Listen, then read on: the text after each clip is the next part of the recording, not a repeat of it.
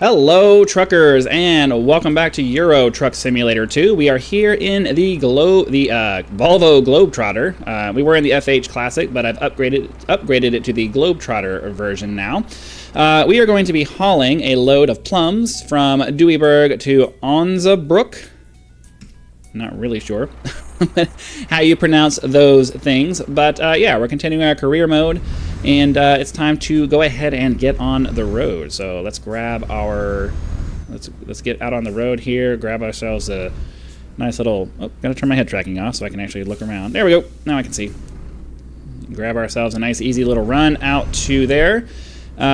It is feasible that this route is short enough that we could get a second load in for this episode. So while I'm not going to do any kind of crazy rushing to get there, we are going to try to be efficient with our driving and our time, because you know, it would be nice if we could actually get more than one load in on one of these episodes. I don't know that it's actually happened on this particular series. It happens sometimes on the American Truck Simulator, but I don't know. I mean, honestly, I don't remember. I don't really pay attention to it. It would be nice if it did. I didn't even stop to check to see if I needed to sleep. No, we're good on sleep. It looks like we're good on fuel too, so we'll just we'll go ahead and drive, get this load done, and you know, see how much money we can make. It was I think it was a just-in-time delivery or something like that, where it was a relatively high value load for a very short distance. I think it was only like 90 some odd. Oh no, this one was actually a little bit longer. There was one that was like 93 kilometers for, I don't know, like I think it was like actually like 7,000 euro, but I only had 5 minutes to get to it, and I wasn't sure I was going to be able to make that, so I went ahead and selected something that had 30 minutes before it expired, and you know, it's still a decent amount of money to get to it. But we'll see how it goes. Hopefully we can get this done quickly, dropped off, and then move on to another load, or just call it an episode early. It just kind of depends. If we pass that 15-minute mark before we're able to stop, then you know, that kind of makes the decision for us. Not a huge fan of driving at night, but not like we have much of it, especially here in Euro Truck Simulator, because you guys have some seriously dark roads out here. Road lighting is just, it feels like it's not much of a thing out here. I don't know. Everywhere I go here, unless I'm actually in a city area, I feel like there's no street lighting or any kind of lighting at all, no ambient lighting that helps out with that. A little bit unnerving because it's hard to see anything. Let's get those bright lights turned on, so we can at least have a little bit better visibility out in front of us. Speed limit is still 60 kilometers an hour. I am looking forward to hopefully upgrading my interior to one that has the GPS inside of the dash. I really want to get that set up so that we don't have this big, massive screen in front of us, and it also will make it so that the entire screen is visible to me as I'm driving down the road. Do I have the automatic bright lights turned on? Okay, that works. Cool. Just want to make sure that was actually turned on. In my American Truck Simulator video, if you haven't watched that one for today, it was raining and storming pretty hard, and I basically couldn't see any further. Ooh. Okay, basically couldn't see any further than where the bumper of that truck is in front of me. So yeah, I have a brutal weather graphics mod that when it starts getting rainy and dark and all that stuff, it actually does affect your visibility. So it was pretty nerve-wracking and hairy for a little bit there towards the end of the video. So if you're interested in seeing that, be sure to go watch the American Truck Simulator video that I put out a little earlier than this one. All of my videos are spaced out about an hour apart, though I am considering redoing my schedule to make them like 2 hours apart, just to add a little bit more time in between the videos. I may test that out and try to see if that makes any kind of a difference, because at the moment I'm kind of doing a 1, 2, 3, 4, 5 schedule for my videos. But I could probably get away with doing like leaving my 3 o'clock where it is, and then publishing a video at 1 and then 11. So I could do like 11, 1, 3, 11, 1, 3, maybe 5 and 7, something like that. I don't know. It's kind of hard to know. Excuse me. It's kind of hard to know what changes to make to your channel to get you the best results. Like, obviously I'm not just doing this for fun, right? I'm here trying to build a channel up to something that was hopefully going to start making me some decent money. as is the dream of anybody who starts trying to take YouTube seriously. I know there's lots and lots of people out there who just, you know, they just want to share their experiences, and, you know, that's part of it for me. But, you know, I really would like to get to the part where, you know, I'm able to do this professionally. I think I have the potential to get there, but, you know, as I say in many different things that I participate in, success is, they say that success is preparation meets opportunity, and that, you know, that's the case to some extent, but, you know, opportunity coming along is very much a function of luck, and if opportunity never shows itself, then your preparation was all for nothing. You know what I mean? So I try to find a balance between expectations of, hey, you know, I'm trying to produce a professional quality product, while at the same time not investing, and not only not investing too much of my time into it, but also just, you know, maintaining expectations that are reasonable, because, you know, YouTube is a very difficult place to break into. There are just so many people out there competing for a limited pool of attention, and, you know, the odds that you're going to be one of the people that enough people focus on to make a career or even a part-time gig out of it is just, you know, it's pretty small. It's pretty small. So, you know, I'm hoping, based off the feedback that I'm getting from some of you guys, which I do appreciate very much, you know, I get a lot of compliments on my videos, and that makes me feel like, and, you know, the like to dislike ratio on virtually all of my videos is, I would say, outstanding. You know, every once in a while I'll put out a video and some people will be very, maybe I said something offensive, or, you know what, I also think that a lot of it might just be people aren't paying attention when they're pressing the like. They think they're pressing the like button, and because the dislike button is right next to it, they don't notice that they pressed it. Because I have to imagine that unless there's something offensive in the video, you're not going to go out of your way to press. You're not going to intentionally press the dislike button, right? Like, I know when I watch a video, if the content is boring to me, I just leave the video. I don't go out of my way to, like, leave feedback or something, press the dislike button. Are people actually out there doing that on videos, that they just like, this wasn't fun, dislike? Like, seriously? I hope that's not. I'm hoping, well, part of me is hoping that it's just people thinking they're pressing the like button and then just accidentally pressing that dislike button because they're, like, right next to each other. Maybe they're on a phone and their device doesn't quite catch where they were pressing and something like that. But then again, at the same time, that creates its own problems because, sorry, guy, that's very bad merging design. You should not design merges like that where the expectation is that the people coming into the lane are supposed to stop, especially when it's freeway driving like this. I've noticed that a lot of the roads out in here and on the European side. Oh, I was supposed to turn right here. Crap. Let me get back over to the right. Too busy talking and not paying attention. I've noticed that a lot of the highways, like, dude, did you really need to stop like that? Unnecessary. That was unnecessary. All right, anyways, I keep trying to say something and they keep interrupting me. I was trying to say that I've noticed that you guys have a very strong emphasis on forcing people to stop out in Europe, and I'm just like, that's a huge waste of time and gas having to re-accelerate to get back to the speed that you were. Like, I don't know about that, man. I think that's a pretty bad philosophy.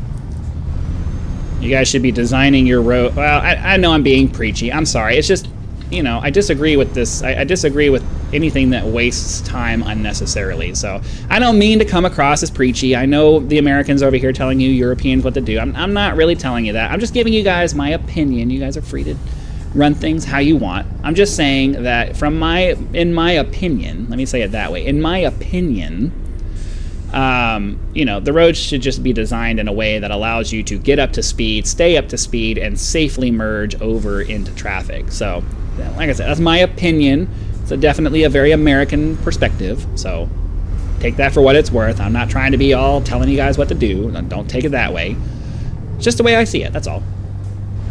So here we are at our first destination, and it does look like we may have enough time to grab another load, depending on what's available. So, wait for this truck to get over here. Get ourselves into the lot. Looks like it's going to be a relatively easy park. So I will swing around and get us parked, and then we'll find another load to go do. Be nice if we could find like another really short, like last minute kind of load where you only have to go a little bit of a distance and that's it. So let's get our steering aids turned off, and then we'll drive this trailer back into that parking spot there.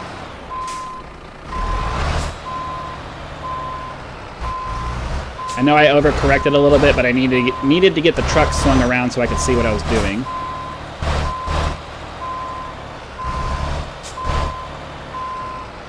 Let's get this turned like that, and there we go. All right, so that's done.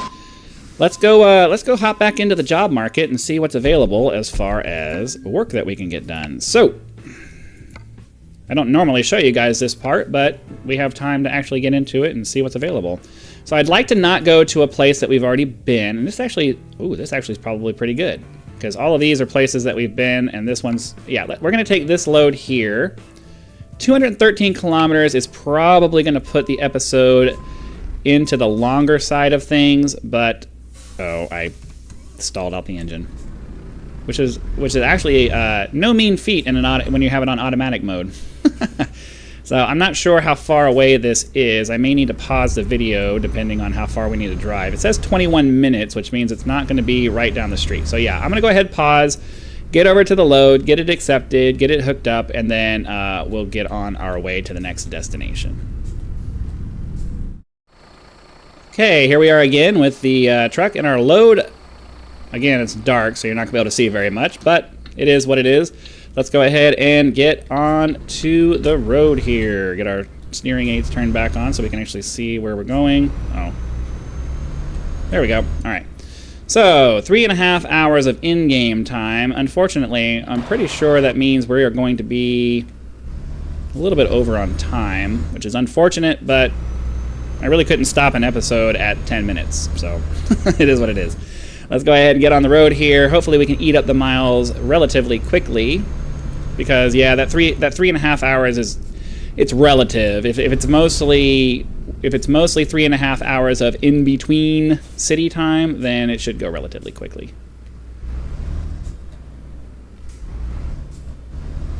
All right, so let's get on here. What's the speed limit on this road? 60 miles an hour.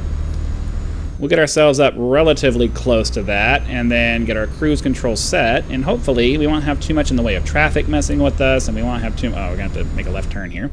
I guess we're getting on a freeway, which is good. That means it's going to increase our speed.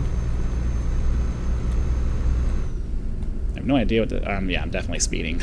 But the speed limit's popping back up to 70. Is it gonna... But it doesn't pop back up for us. All right, whatever. Guessing we go. I'm fairly sure I scraped the trailer on that one because I didn't know that there was a. I'm going way too fast. Okay, sorry. I'm allowing myself to get in a hurry because I'm worried about video length and I need to stop it. Sorry. We'll chill out here. We'll chill out. We'll chill out.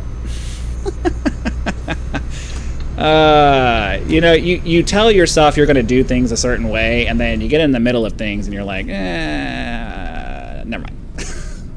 But I don't want to be like that. I want to drive the trucks properly, so let's go ahead. We'll slow things down a little bit. We'll ignore the timer over there on the left side of my screen that I'm staring at intently because I'm worried about video length, and we'll drive this the right way. Because you guys came here to see truck simulator content, right? Not road rally in a big rig. At least I don't think you guys did. If I get enough of a suggestion that, hey, we actually want you to turn your channel into the ridiculous trucking channel, well then, oh, okay, we can do that. Because when I'm on my own, when I'm driving on my own time and I'm just trying to drive around, I turn the fines and penalties and stuff on, and I just max throttle the entire time. That's the way I prefer to do it, because, you know, driving realistically gets pretty boring, and steaming your way through villages and stuff like that in your ridiculously big and heavy truck, it adds a little bit of spice to the experience. So, and obviously you get loads and stuff done much faster, assuming you don't crash. That's the risk you take when you play the game that way, is if you crash and you have to load a save, then you end up wasting more time than if you'd just driven it right. So it's kind of a trade-off. It's not a straight up, hey, this is better. You know, it's more fun to drive that way, and if you're decent at it, you tend to make money a lot faster because you're completing loads a lot faster. But if you have an unlucky thing where somebody, you know, runs in front of you as you're trying to pass them, or you take a turn too sharp and you flip the truck over, well, then you're not really making more money at that point. Even if you're just reloading an autosave, because they inevitably put you 5 minutes back from where you were when you crashed, and that's not exactly optimal, is it? So, realistically, you should be driving the right way. It's more fun to do it the wrong way. So I don't know. I mean, I try to leave stuff like this up to you guys, because you guys are the ones that are watching, and if enough of the people who enjoy this content want to see a more unrealistic version of this game, I'm happy to provide that for you. It's definitely the way I play on my own time, and it can be exciting, especially when you're doing 80, 90 miles an hour in a 30 in a big rig, taking turns way too fast, and making the truck lean over really far. Can be kind of fun sometimes. The only thing about this truck that I'm not a fan of is that there's no clock like there is in my American truck. Or is that the clock right there in front of me? No, it's right there in front of my face. Okay, so it's 3:40 in the morning. We have an hour and a half left on the actual remaining ETA time, which should be another 5 or probably like another upwards of 10 minutes, I think. Not really sure. It depends on how long we stay on the freeway and how dense Hamburg is, which that is a German town that I am aware of the name of, so it must be relatively significant. I have to imagine it's probably one of the bigger cities. So it just kind of depends on traffic, depends on how long we stay on the freeway versus having to get off on back roads and stuff, and that'll kind of determine how long we're actually going to be on the road here, but we'll have to wait and see. So yeah, I don't know. Simulators are great and all of that, but sometimes when you take things a little bit too seriously, it takes a little bit of the fun out of it. I'm not the kind of person who can only enjoy something if it's exactly the way it is in the real world. I know that there's a lot of people that are like that, and maybe once I get to the point where I have the channel's established and I'm able to start investing in my system and accessories and all of that kind of stuff a little bit more. I'm going to try to get over, because I don't want to get fined for... I know in a lot of situations you can get fined for driving right next to the police there. So let's just be safe, and I've wasted enough money on random fines that I don't want to pay. So anyways, what was I saying? Oh, when I get to the point where maybe I'm starting to, earn a little bit of money with the channel, and I can start investing some of that into, better PC gear and accessories, and maybe start building maybe start building a little sim pit and get a nice trucking steering wheel and shifter and pedals and all that stuff, then I'll do like some of the other channels do, where they put a camera showing the setup and you can watch me drive and all that stuff, and it'll be a little bit more realistic. But right now I'm driving with the controller, and that's not exactly interesting to watch. So I don't know. The future will decide how things go. You guys will decide how things go, because that's how YouTube works. If you guys watch and you participate and you interact, a good content creator will respond, and will respond to reasonable requests, and that's what I'm trying to do. I'm trying to make it so that you guys want to watch this stuff, because that's the only way to make money.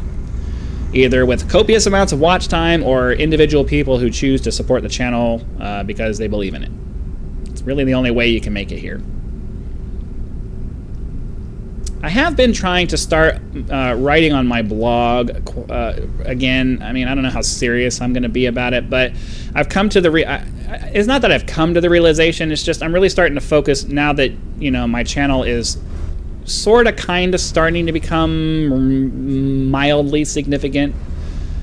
I've started to realize that if I'm going to take this content creation career kind of thing seriously, I can't just focus on one thing. I really need to have multiple avenues of creative output that I'm trying to focus on. So I'm trying to get my blog going again, kinda.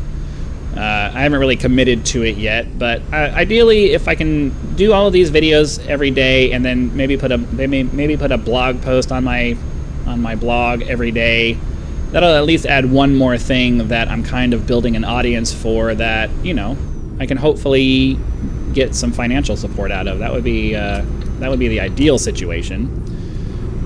You know, it's hard for me because I have put a fair amount of effort into various creative things. I have 3 different books that I've self-published on Amazon and Draft to Digital, which, you know, puts it out to other things. But, you know, it's we're gonna have a crash. Okay. Oh, I barely missed that one.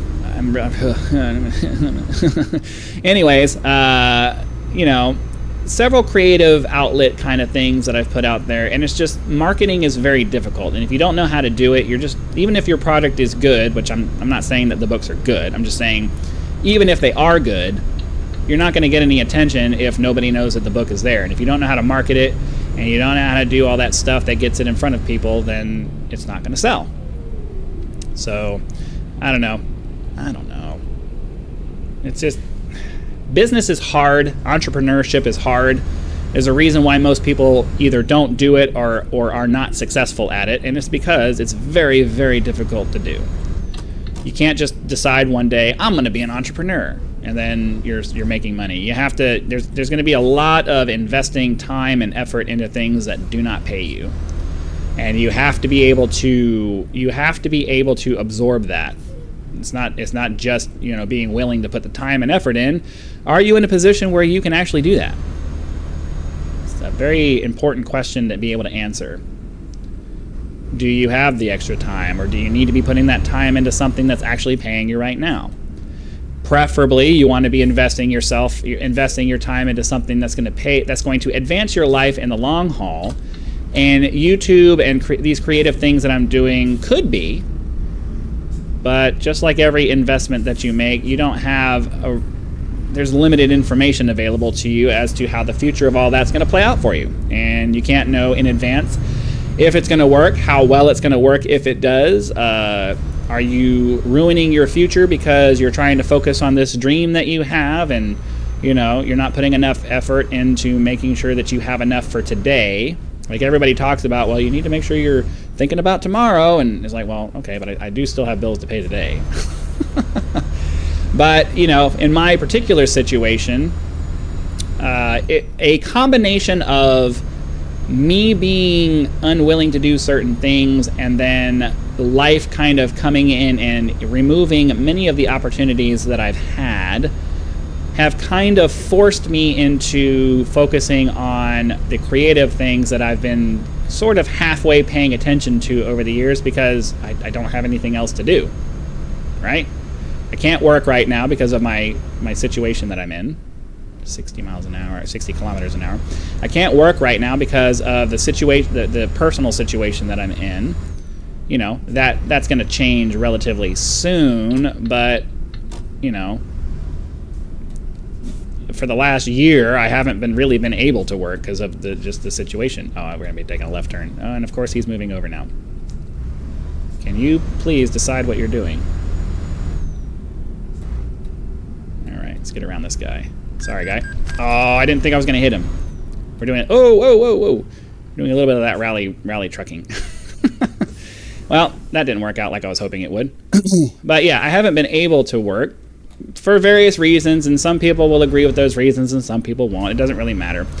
But it's kind of forced me to focus on, you know, specifically my YouTube channel, but I do kind of need to start focusing on some of these other avenues, because you can't put all your eggs in one basket. You can't rely on one thing to sustain you forever. You have to have contingencies set up so that when, not if, when the primary thing that you've been working on dries up, you have something else that you can fall back on to make your new primary thing. You know what I mean? So obviously,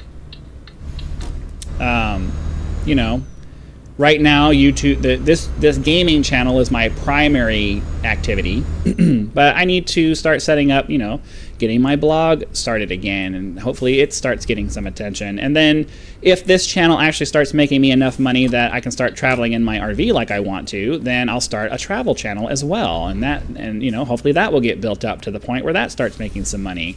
You know, maybe I'll finish the fantasy trilogy that I started, and maybe that will start making some money. And just, you know, you have to go after various different things so that you have a safety net that you've built yourself that doesn't rely on someone else. You know what I mean? Like, too many of us are comfortable in our day jobs thinking that they're secure, and they're just not. You know, you can get fired at any time, regardless of any state laws you might have that's supposed to protect your job.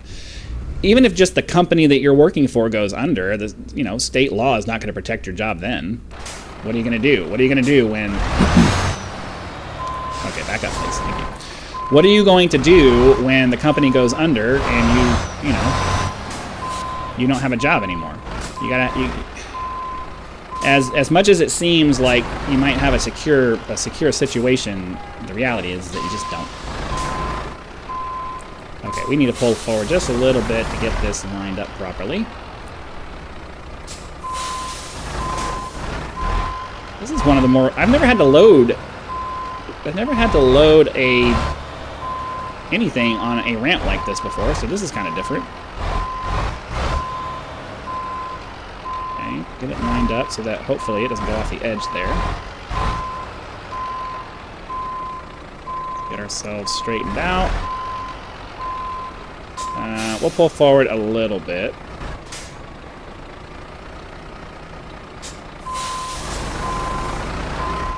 Just because this thing is so narrow, I don't want to risk having it pop off the side there.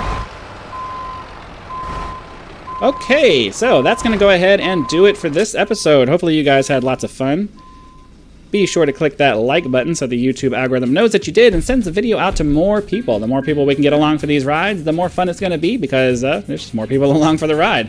If you're not subscribed, please consider doing so now so that when the next video comes out, it will show up in your video feed and you will be able to watch it as soon as it becomes available. Channel members do get early access to my videos, so if that's of interest to you, be sure to click that join button down below the screen. You can check out that particular feature along with the higher tiers to see if any of those are right for you, if you enjoy the content enough to want to support the channel. So again, thank you very much for your time. I hope you guys had lots of fun, and I'll see you for the next one.